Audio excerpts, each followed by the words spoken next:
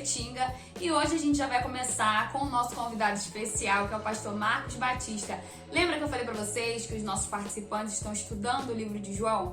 Hoje então a gente vai saber de uma curiosidade do tanque de Betesda, aquela história que é contada lá, lembra? Fica de olho.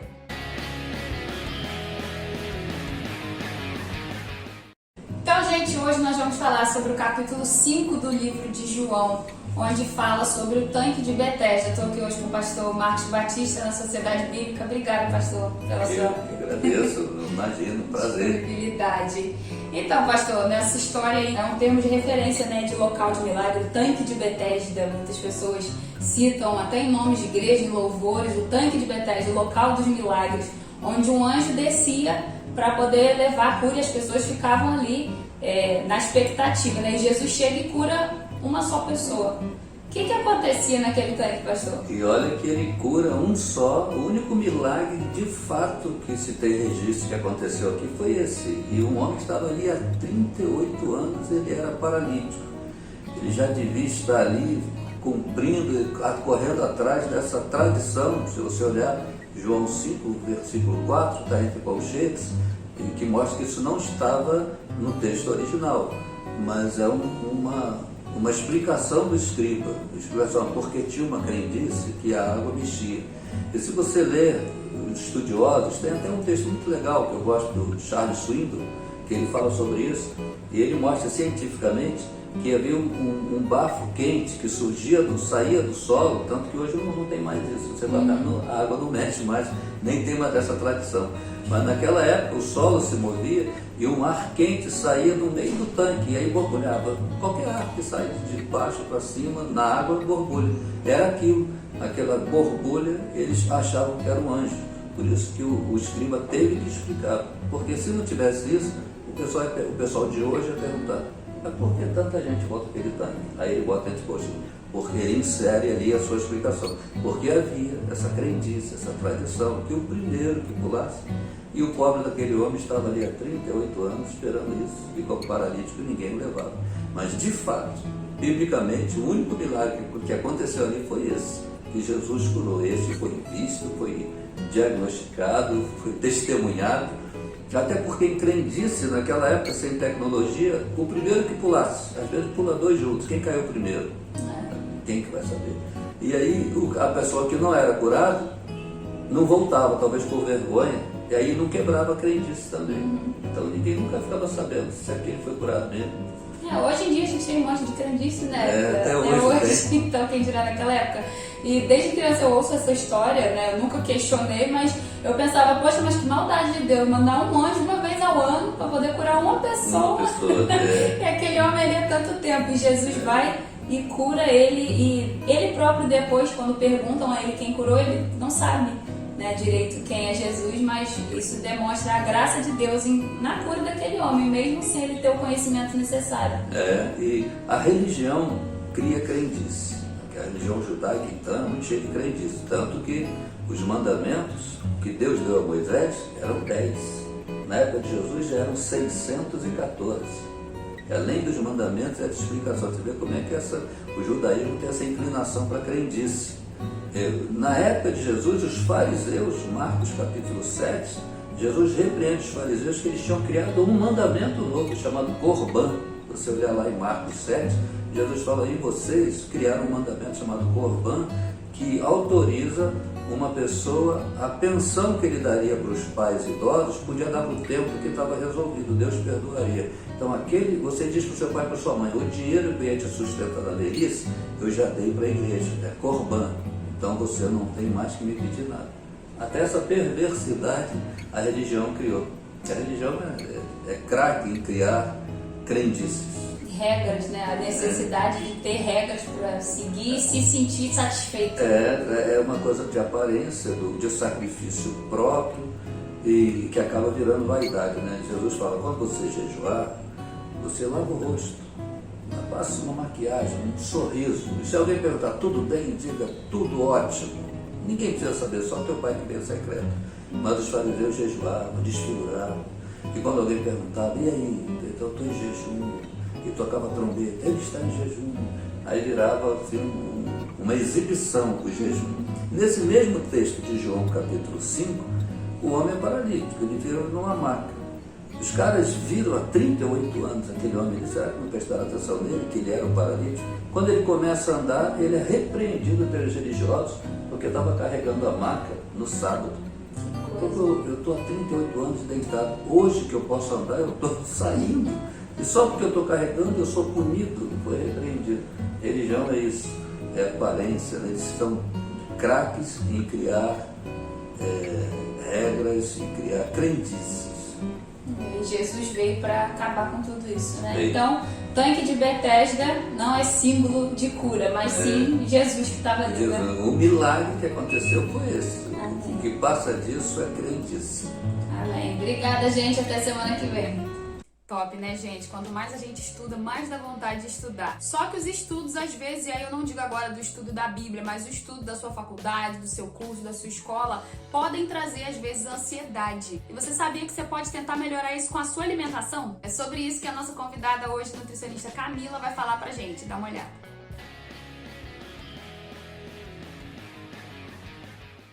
Você sabia que a sua alimentação pode te ajudar no controle da ansiedade? Existem vários alimentos que nos ajudam a minimizar os efeitos dela, como por exemplo, as frutas cítricas ricas em vitamina C, que melhoram o desempenho das funções cerebrais. A banana, que também é uma fruta que contém grande quantidade de triptofano, que é um aminoácido essencial para ajudar na liberação da serotonina. A serotonina é uma das substâncias responsáveis pelo bom humor. A ação dela se torna imprescindível para minimizar e aliviar os sintomas da ansiedade. Amêndoas, castanhas e nozes. O consumo de frutas secas, como essas, adquire grande relevância já que são fontes de minerais e que são percussores para reações orgânicas, necessárias também para a liberação de serotonina, combatendo o estresse e a ansiedade e também nos ajudam no controle do apetite. O espinafre é rico em ácido fólico, que tem a função de ser um antidepressivo natural. O chocolate, principalmente o amargo, possui flavonoides em sua composição, um antioxidante que também favorece a produção de serotonina. A serotonina, ela também aumenta a sensação de leveza, de bem-estar, melhora o humor e diminui os efeitos negativos da ansiedade sobre a nossa mente e o corpo. Mas lembre-se, é o chocolate amargo ou meio amargo. A ansiedade pode gerar o aumento do apetite em algumas pessoas e também pode gerar a diminuição da mesma em alguns casos. Se você é uma pessoa ansiosa, tome cuidado quando estiver em crise. Procure analisar os seus pensamentos e comportamentos. Observe se realmente você está comendo por fome ou por ansiedade, somente por vontade de comer. Crie rotina da sua alimentação, procure criar bons hábitos, desenvolva uma nova válvula de escape, seja ler um livro, prática de atividade física, caminhar com um cachorro na rua, ver um filme que gosta, ligar para uma amiga. O importante é desenvolver uma nova pílula de alívio ao estresse e ansiedade, que não seja a comida. Interessante, né, gente? Hábitos simples podem fazer uma grande diferença no nosso dia a dia. E hoje chegou um momento especial aqui no nosso programa de conhecer os participantes do nosso reality. Vocês vão ver um pouquinho sobre eles, quem eles são, qual a trajetória cristã deles. Escolha sua dupla favorita, torça por eles e boa sorte! Oi, gente, meu nome é Rebeca, eu tenho 19 anos. Eu sou da Projeto Vida do Paraíso. Eu sou Marcos Vinícius, tenho 52 anos e sou da Igreja Presbiteriana de Cabo Sul. E essa é minha filha. Eu nasci no berço evangélico. Eu me converti com 11, 12 anos, mas na verdade a minha conversão aconteceu depois dos 50 anos, porque eu passei muito a estudar a Bíblia, a entender quem é Deus. Quando a gente conhece quem é Deus e entende os seus propósitos e aceita os propósitos de Deus, eu acho que minha conversão aconteceu dessa maneira, entendeu? Já teve momentos que eu não queria ir pra igreja, não. Que eu pensava assim, ai, gente, pô, preguiça. E que, tipo assim, eu tava muito desanimada. Só que depois de uma parada eu voltei dele.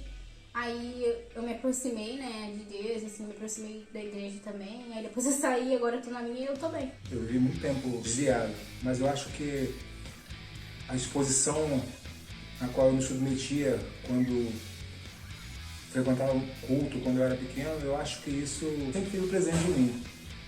E, como eu disse, quando eu comecei verdadeiramente a entender a Bíblia, a procurar conhecer a Deus, é que minha conversão ocorreu definitivamente. E é isso que eu creio. Teve um tempo que eu só lia na igreja, não lia a Bíblia, não pegava a Bíblia em casa não, hoje em dia eu pego. Só que eu, tipo assim, consigo me concentrar melhor de noite, de madrugada, porque eu acho melhor pra... Tinha um tempo que tipo, eu tenho pra ler a Bíblia, eu nunca duvidei da Bíblia. Tudo que tá escrito lá, meu pai sempre me ensinou que tudo que tá escrito lá é o que tá certo. Por mais que nem sempre, tipo assim, tem vezes que a gente lê alguma coisa e fala, nem sempre a gente concorda, mas... Eu leio bastante a Bíblia, leio, estudo, pesquiso, gosto muito, questiono muito, gosto muito de questionar. O questionamento que eu tenho é para crescimento, para entender, porque a nossa Bíblia ela é escrita em português e os originais eles trazem um conceito muito diferente do que na qual eles foram escritos, tanto os conceitos como o contexto. Então, por esse motivo eu estudo muito. Eu gosto de estudar a Bíblia, eu acho que ela é um livro de histórias na qual está inserido o povo de Deus, na qual já havia um propósito desde a fundação do mundo para que Cristo viesse resgatar os seus. Tudo isso é muito fantástico na Bíblia. Por esse motivo que eu pesquiso, eu questiono, eu escrevo. A experiência que eu já tive foi, na verdade, era questionamento porque eu fazia as coisas erradas sem querer, entendeu? Eu não queria fazer, mas eu fazia. Então, a experiência que eu tive na Bíblia era em Romanos, né? Que diz o que eu não quero fazer, isso eu faço. E acho que foi essa experiência que eu mais lembro da Bíblia. Foi através de uma pregação na igreja. A partir daquele dia, muita coisa passou a fazer sentido na minha jornada cristã. As minhas limitações, as minhas fraquezas, elas passaram a ser realidade para mim. Eu passei a entender o quanto eu sou limitado, o quanto eu preciso da graça de Deus, o quanto eu preciso da misericórdia de Deus, o quanto sem Deus e sem a atuação do Espírito na minha vida eu sou incapaz de prosseguir nessa vida com Cristo. O versículo que me marcou muito, que sempre veio na minha cabeça é: não se preocupe se o mundo os odeia, porque ele odiou a mim primeiro. Esse versículo para mim é muito forte e eu tento pôr ele na minha cabeça sempre.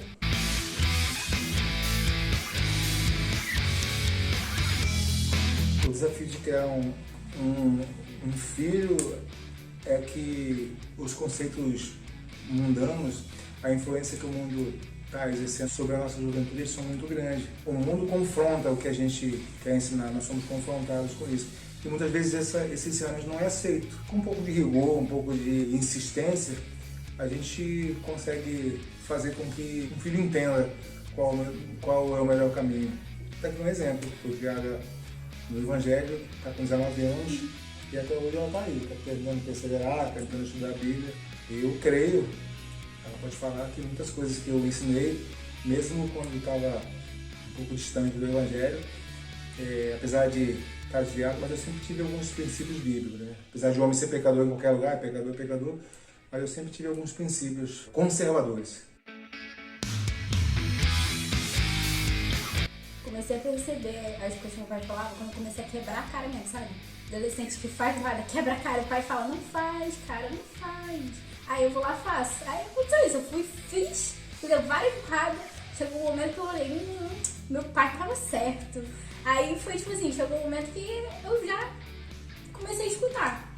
Ainda tem coisa que ele fala que eu falo assim, não vou obedecer não. Mas claro que eu tô errada, né?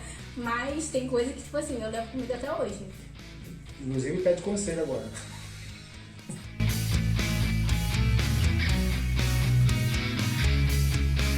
Totalmente perdida.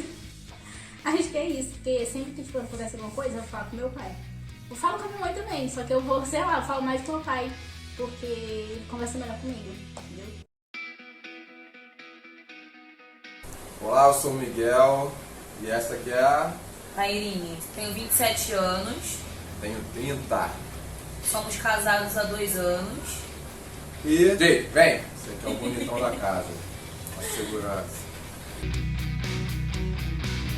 Nasci num lar cristão. Meus pais, assim, vieram de outras religiões e... Quando eu já era pequeno, eles aceitaram Jesus. Então, desde que eu me lembro, assim, sempre fui da igreja. Meu pai é pastor. Minha mãe, assim, ajudava ele ali também na obra. E assim fui crescendo na Assembleia de Deus, na denominação bem pentecostal. Por mais que tivesse ali um tom de igreja histórica, tinha alguns costumes ali, não era um lado tão neopentecostal, tão pesado, mas tinha ali manifestações que eles acreditavam. Foi assim, bênção pra mim, mas hoje eu estou seguindo um outro caminho, estou indo para a linha mais reformada. E estou aprendendo bastante de Deus. Tive algumas crises de fé, mas nunca cheguei a tomar a decisão mesmo de sair da igreja. Já tive bem fraco, mas graças a Deus, assim, ele me segurou e estou aqui bem. Quando eu era mais nova, eu comecei a ir na igreja, a minha mãe era de uma outra religião, então ela, assim, engraçado que mesmo ela sendo de outra religião, ela já tinha um temor. Quando eu cheguei em casa falando que eu aceitei Jesus, eu nem sabia o que era aquilo, eu tinha, eu acho que 12 anos, ela falou, isso é muito sério, você tem certeza disso que você está fazendo? E aí eu fiquei assim, tenho, mas eu nem tinha uma noção. E aí depois disso, eu até continuei indo por causa dos jovens, era legal, só que eu parei de ir na igreja. E aí foi quando a minha mãe se converteu e ela meio que me forçava a ir com ela. Pra poder ir pra rua eu tinha que ir na igreja. E aí por um lado eu achava bem ruim, só que também foi bom, porque através da conversão dela eu vi a diferença, eu vi o que Jesus fez na vida dela. E aí conforme foi passando o tempo, eu fiquei fora da igreja, mas eu sentia falta daquilo ali, aquela paz que eu sentia de estar na igreja. E aí quando eu completei 17 anos, eu tomei a decisão de me batizar. Logo depois a gente se mudou, né? Veio pra um bairro que eu não conhecia ninguém, eu tive uma dificuldade na fé. E aí conheci a Batista e ali na Igreja Batista, junto com os jovens, eu comecei realmente a levar a sério. A buscar mais, a ter experiências com Deus. Foi muito bom pra mim. Algumas coisas que aconteceram, a gente vê que foi necessário, que é necessário na caminhada. E hoje eu tô aí, firme, graças ao Senhor. A relação com a Bíblia, ela de início não foi muito boa. Meu pai, ele colocava como obrigação ler 4 capítulos da Bíblia todos os dias. Só que aí eu lia de má vontade, não entendia nada. E lia cheio de raiva, mas ele lia por algum motivo, assim, né? Eu lembro que até um amigo uma vez falou assim, cara, é só você mentir, é só você falar que leu. Mas eu não conseguia mentir, acho que eu menti só uma vez e mesmo assim fiquei com peso do caramba na mente ali, caramba, menti que lia a Bíblia. Só que Deus abençoou até, assim, talvez a ignorância do meu pai, que nisso aí com o tempo eu fui pegando gosto, fui lendo, consegui completar algumas vezes. Eu comecei, depois de um tempo, a refletir no que estava escrito. De início eu lia de forma obrigatória, mas comecei a refletir e foi bom para mim, até para entender alguns erros teológicos da vida, da cultura em geral, erros teológicos da minha própria denominação da época, mentiras que as pessoas acreditavam. E acho que esse aí foi um legado muito importante que meu pai deixou para mim, o entendimento da Bíblia, buscar ali na palavra mesmo a verdade, né? E não ir pelo ouvido da autoridade ou de qualquer outra pessoa. Era eu e meu irmão lendo junto, né? Cada um lia um versículo que era obrigado, assim, então... Meu pai não tinha tempo para explicar, para falar, para ensinar direitinho. A minha intenção é, quando eu tenho um filho, sentar com ele ali, explicar, ler junto com ele, tentar fazer ele refletir ali, porque realmente mandar por mandar eu acho que é meio complicado. Eu poderia, como algumas vezes eu tomei raiva daquilo dali.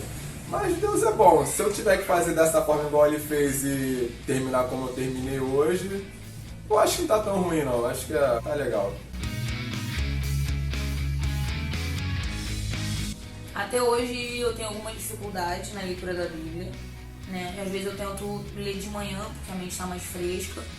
Quando eu leio à noite, às vezes eu leio um pouco cansada e fico meio... Então eu tento ler de manhã, fazer meu devocional. Só que eu também tenho às vezes uma dificuldade de interpretar algumas coisas, fico achando algumas palavras difíceis. Então, geralmente, quando eu sinto essa dificuldade, eu tento botar a Bíblia lá numa tradução mais atual, mais jovem, para poder conseguir compreender, porque tem muita coisa assim na Bíblia que a gente se traz pro atual, a gente entende com muito mais facilidade. E aí lá na linguagem antiga eu já fico, caramba, o que é isso? Aí confunde um pouco a minha mente. Mas eu nunca tive o hábito antes de ficar lendo com frequência. Quando eu comecei a caminhar mesmo e ficar firme, então eu sempre lia. Mas até hoje eu não consegui ler a Bíblia toda. Então uma das minhas maiores metas é ler a Bíblia toda. Ter esse tipo de experiência, porque além de eu achar legal, eu acho muito maneiro quando a pessoa fala que leu a Bíblia toda. E eu acho que também é legal, né? Interessante você mesmo ter lido. E é bom você, quando alguém fala alguma coisa assim da Bíblia, você, eu li. né? Eu li, é mesmo, tá escrito. Você escuta, soa assim na sua mente, caramba. Igual quando falam de coisas que eu já li, eu até repito assim, falo o versículo ou lembro. Mas aí tem coisas que quando você não leu, você fica tipo, vou abrir aqui pra olhar, pra ver se tá certo. Então acho que quero muito conseguir isso, seria interessante. A dificuldade que eu tinha primeiro eram os livros lá do Velho Testamento, que é fulano gerou ciclano, ciclano gerou ciclano. E tinha que ler tudo aquilo. Às vezes vinha alguns textos que era matar pombo, matar vaca, matar não sei o que, derramar sangue. Eu ficava meio assim, pra que isso, cara? Mas tinha umas histórias maneiras também de guerra, e era legal. Mas tinha alguns conflitos ali também de não matarás, mas depois o povo ia lá e matava o outro por ordem de Deus. E aí ficava meio, caramba, e aí, como é que é essa situação? E tinha profecias, símbolos, tinha dificuldade bem no começo. E hoje em dia, assim, eu tenho algumas dificuldades também, assim, entender o começo e o final da Bíblia. Acho que são os dois pontos, assim, que me deixam com muitas dúvidas. Não que eu saiba tudo ali do meio, mas acho que é menos complicado. Eu creio sim. Crer na Bíblia é importante, mas a questão é como você interpreta o que você crê, como você interpreta o que você lê, como você entende a sua interpretação. Pô, a minha interpretação está acima de todas. Pô, será mesmo? Várias vezes eu já tive uma interpretação que, com o tempo, me mostraram que não era bem assim. Então, fico sempre tentando vigiar com as minhas interpretações da Bíblia. Eu creio que é a palavra de Deus, que a verdade está ali, mas tem que tomar cuidado da forma que você interpreta. Então, antes de eu me converter, a minha mãe, ela era de uma outra religião e ela levava a gente. Eu nunca tive dúvidas de que Deus existia e, na verdade, eu nunca tinha tido contato com a Bíblia, nem algo assim, experiência. Só que aquilo que ela vivia, eu já achava ruim. Então, quando eu comecei a conhecer a Deus, conhecer ali o que Deus tinha pra gente, como que funciona, que é bem diferente, né? Traz uma paz, não querendo criticar, mas ali eu como criança eu via algumas coisas que eu achava pesado. É totalmente diferente, mas eu nunca cheguei a duvidar que Deus existia, mas talvez eu não tinha uma noção, né? Como criança. E quando eu comecei a caminhar e conhecer, eu comecei a entender, com eles explicando, aí você entender as maravilhas de Deus, a criação, e que Deus realmente está em tudo, né? E a gente vê no amanhecer, no nosso respirar, na natureza, enfim. Eu acho que nunca duvidei. Só de começar a entender e ver as coisas, nunca cheguei a duvidar, graças a Deus. E aí, já escolheu pra quem você vai torcer? O Balaio Cristão tá chegando ao fim, gente, mas fica mais um pouquinho pra você ver o que a gente vai ter semana que vem. Um beijo, tchau, tchau. Capítulo 12, versículo 4, a resposta está exata! Segundo João 12:13, eram ramos de palmeiras. Foi quando exatamente? Mas se você quer me ajudar contribuindo com alguma coisa para que eu consiga continuar produzindo esses conteúdos, tá aqui o Pix.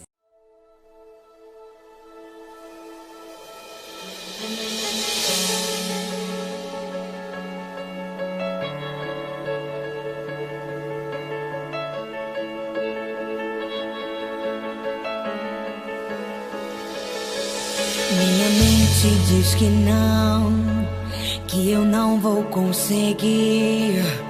Essa é minha razão, tentando me impedir. Mas lá em meu coração, uma voz me diz que sim. Essa é a minha fé, é a voz de Deus em mim dizendo: vai, eu sou contigo, sou teu Deus, e não há nada a temer. Se o sol se escurecer, eu sou a tua luz, eu sou o amanhecer. Vai, não ouço o som do vento a soprar, não temo a fúria desse mar. Eu libero minha palavra e hoje tudo novo se fará.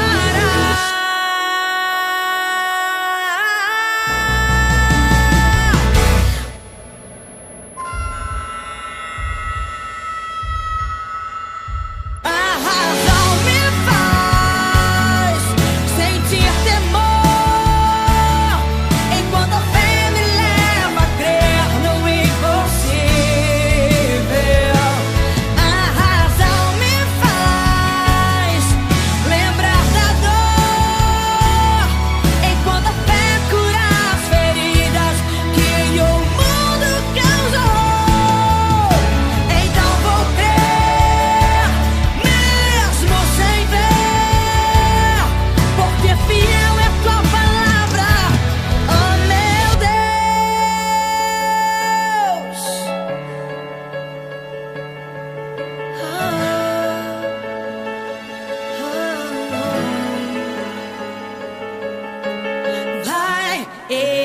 estou contigo, sou teu Deus e não há nada a temer. Se o sol se escurecer, eu sou a tua